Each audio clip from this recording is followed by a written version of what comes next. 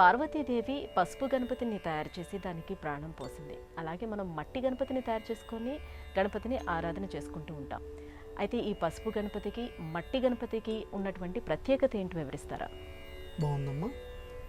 దుర్గే స్మృతాహరసి భీతిమశేష జంతో స్వస్థై స్మృతామతిమతీవ శుభాం దదాసి దారిద్ర్య దుఃఖ భయహారిణి కాత్వదన్య సర్వోపకారకరణాయ సదార్ద్రచిత్త.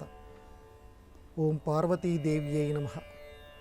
అమ్మవారు మట్టి వినాయకుణ్ణి తయారు చేసినట్లుగా బాగా ప్రసిద్ధిలో ఉంది. సరే, పసుపు గణపతిని చేసినట్లుగా కూడా ప్రసిద్ధిలో ఉంది. ఇప్పుడు ఈ రెండింటి ద్వారా మనం అందుకునేటువంటి సందేశం ఏమిటి? అట్లా మామూలుగా ఒక మానవ స్వరూపంలో గణపతి ఉండకుండా ఇలా పసుపు ముద్ద కింద, అలాగే మట్టి వినాయకుడి కింద ఎందుకున్నాడు?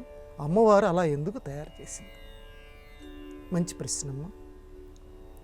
ఎందుకనంటే మనం మానవులం అందరం కూడా మట్టి మనుషులు కాబట్టి మనందరికీ ఆరాధనీయుడైనటువంటి గణపతి ఆయన కూడా మట్టి గణపతి. ఇట్లా ఉండాలి సుమా అంటే మీ అందరికీ మట్టితో తయారు చేయబడినటువంటి మనుషులైనటువంటి మీ అందరికీ కూడా ఆరాధ్యుడైనటువంటి ఆ గణపతి మట్టి గణపతి కింద లోకంలో నేను సృష్టిస్తున్నాను అని చెప్పటానికి అమ్మవారు మట్టి గణపతి కింద వినాయకుడిని తయారు చేశారు. అలాగే పసుపు శుభానికి గుర్తు కాబట్టి లోకంలో అందరికీ శుభాన్ని కలిగించటం కోసం ఆ గణపతిని, అంటే గణములకు అధిపతి. ఏ గణములు అంటే మనం మామూలుగా అనుకుంటాం గణములు అంటే సైన్యము అని చెప్పి, ఒక వరుస లేకపోతే సమూహము అని అనుకుంటాం. సమస్తము ప్రపంచంలో ఏవైతే లోక వ్యవహారాలు నడుస్తున్నాయో అవన్నీ కూడా గణాలే. ఏ జీవులైతే ఉన్నారో అందరూ కూడా గణాలే. వీళ్ళందరికీ కూడా అధిపతి ఆయన.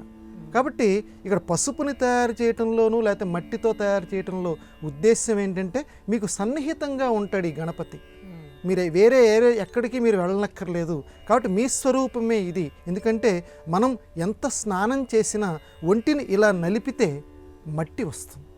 ఎంత చేయండి, ఎంత పరిశుభ్రంగా స్నానం చేయండి, అంటే మట్టి అనేటువంటిది శరీరం నుంచి అవిభాజ్యం, అది తొలగిపోనటువంటిది. కాబట్టి గణపతి కూడా మనకి ఆ రకంగా అవిభాజ్యుడు. అందువల్ల ఏ పని మనం మొదలు పెట్టదలుచుకున్నా ఆ విఘ్నాధిపతిని పూజ చేసి తర్వాత మొదలు పెట్టండి. ఇంతెందుకమ్మా, పార్వతీ శివుల యొక్క వివాహానికే గణపతిని పూజ చేశారని చెప్పి మన పురాణ గ్రంథాలు చెప్తున్నాయి. అంటే గణపతి అంతకుముందే ఉన్నాడు అని లెక్క.